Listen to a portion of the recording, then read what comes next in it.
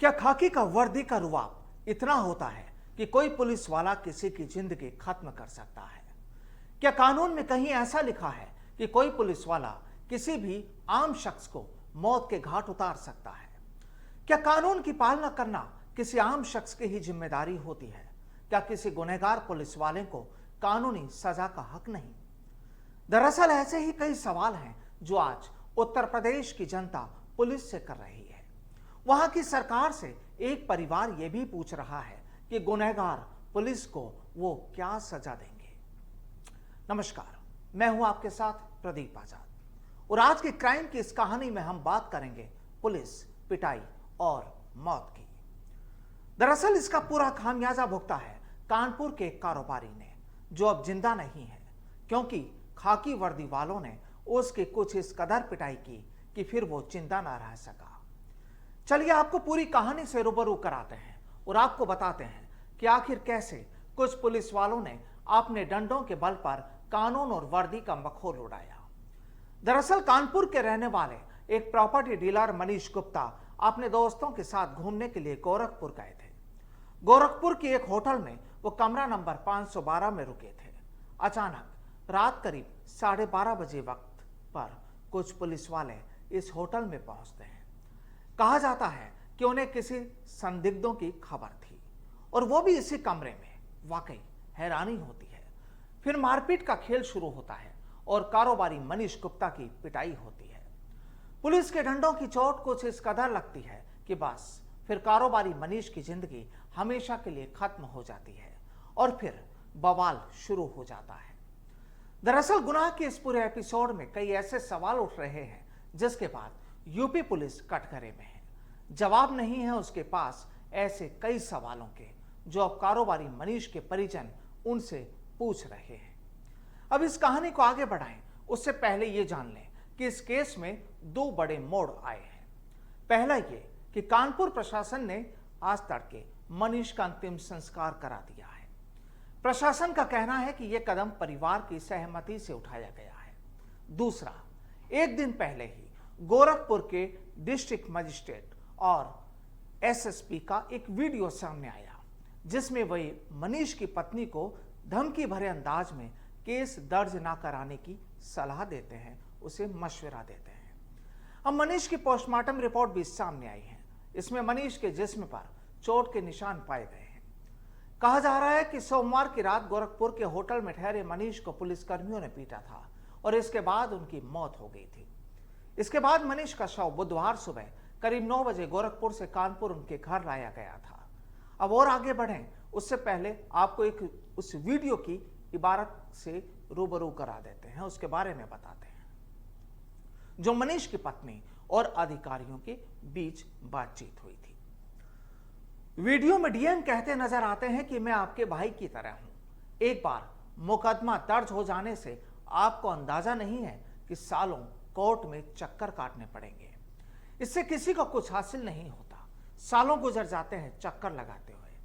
जबकि एसएसपी कहते नजर आते हैं कि पुलिस वालों की मनीष से कोई दुश्मनी तो थी नहीं जो वो ऐसा करेंगे। आपके कहने पर मैंने उन्हें सस्पेंड कर दिया। वे तब तक बहाल नहीं होंगे जब तक उन्हें क्लीन चिट नहीं मिलेगी। अब यूपी पुलिस के इन अधिकारियों की कहानी आपको समझ आ गई होगी बड़ी आसानी से। चलिए अब आगे बढ़ते हैं। दरअसल गोरखपुर के रामगढ़ ताल थाने के पुलिस इंस्पेक्टर जगत नारायण सिंह पर आरोप है कि उनकी पुलिस टीम ने मनीष गुप्ता की पीट कर हत्या कर दी।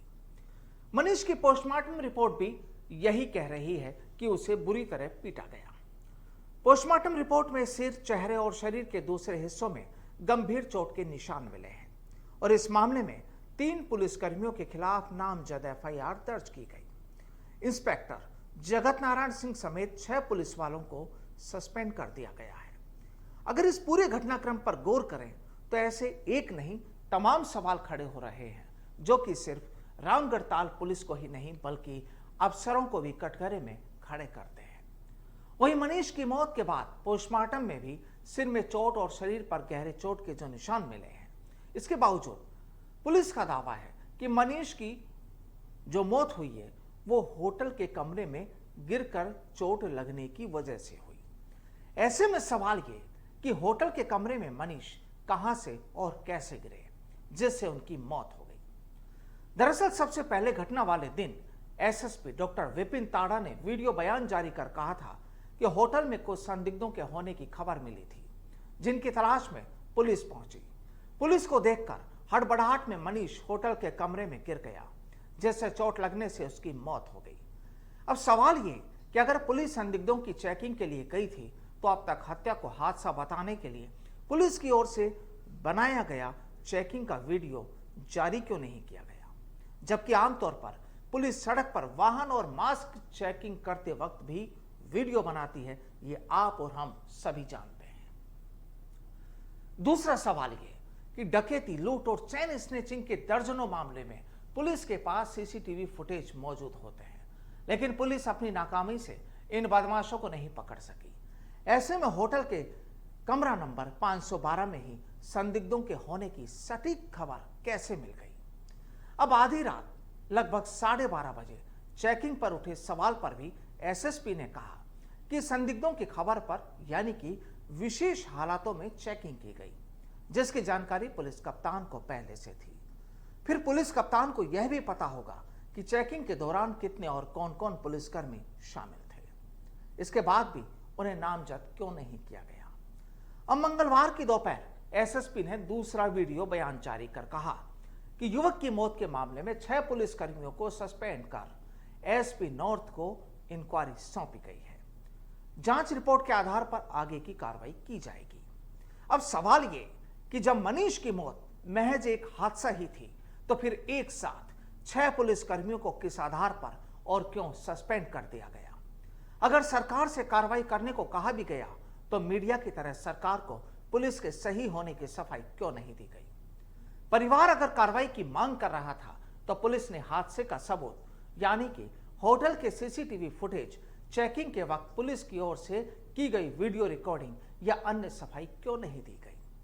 घटना के तत्काल बाद होटल के कमरे से मनीष का मोबाइल और पर्स गायब हो गया। फर्श पर लगे खून के धब्बे क्यों आनन फानन में साफ कर दिए गए। बिना किसी फोरेंसिक जांच आदि के होटल के कमरे से छेड़छाड़ क्यों की गई, क्योंकि हत्या या हादसे के बाद किसी होटल कर्मचारी की हिम्मत नहीं होगी कि वह बिना पुलिस की इजाजत के खून के धब्बे या दाग साफ करे।